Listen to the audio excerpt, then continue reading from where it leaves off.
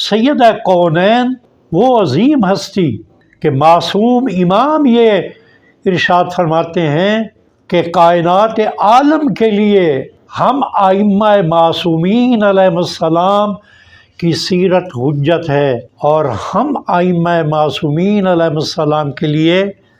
جناب سیدہ کونین کی سیرت حجت ہے۔ ایام فاطمیہ کو منانا اس لیے ضروری ہے تاکہ امت اسلامیہ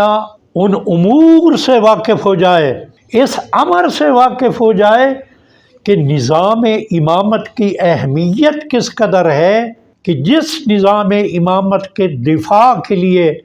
جناب سیدہ کونین اتنی بڑی قربانی دے رہی۔ میں اکثر بیان کرتا ہوں کہ وہ بی وہ سیدہ کونین جو پردے کی اتنی پابند ہیں کہ اپنے شوہر کو یہ وصیت کر رہی ہیں کہ رات کی تاریکی میں میری میت کو اٹھایا جائے، ایک مخصوص قسم کے تابوت میں میری میت کو اٹھایا جائے، اور مجھے دفن کر کے میری قبر کو بے نشان کر دیا جائے، جو حجاب کا اتنا خیال رکھ رہی ہیں کہ نابینا صحابی کو گھر میں آنے کی اجازت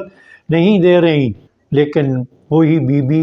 دن کے اجالے میں حسنین شریفین کو اپنے ساتھ لے جا کر ایک ایک انصار، ایک ایک مہاجر کے گھر پہ دستک دے کر انہیں بتا رہی ہیں کیا مقام خم غدیر پہ میرے بابا نے علی ابن ابی طالب کا ہاتھ پکڑ کر من کنت مولا فرما کر کیا اس مسئلے کو حل نہیں کر دیا تھا؟ آج امامت سے روگردانی کیوں؟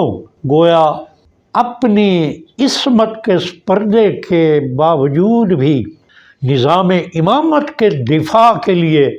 سیدہ کونین میدان عمل میں آنے کے لیے تیار ہیں، اور ہمیں یہ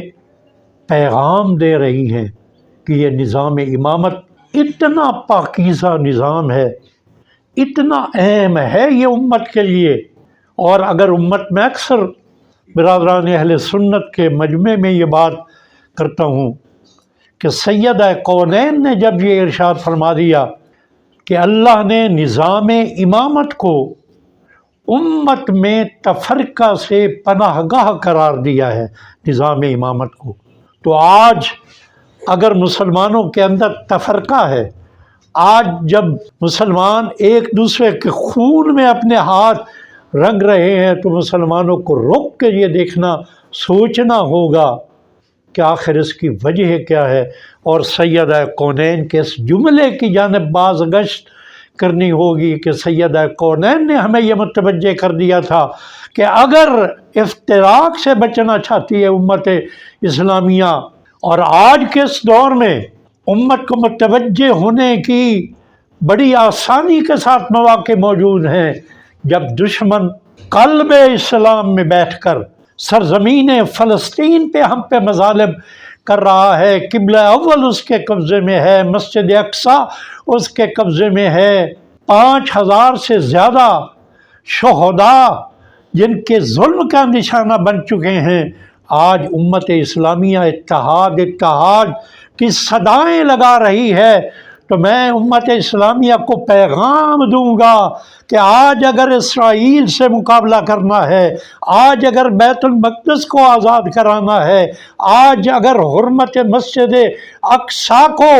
بچانا ہے، آج اگر فلسطین کے مظلوموں کی داد رسی کرنی ہے، اور اس کا واحد راستہ اتحاد ہے، اور اتحاد کا واحد راستہ نظام امامت کے تابع ہونا ہے۔ آج اگر امت نظام امامت کے تابع ہو جائے تو تمام یہ اختلافات ختم ہو جائیں گے،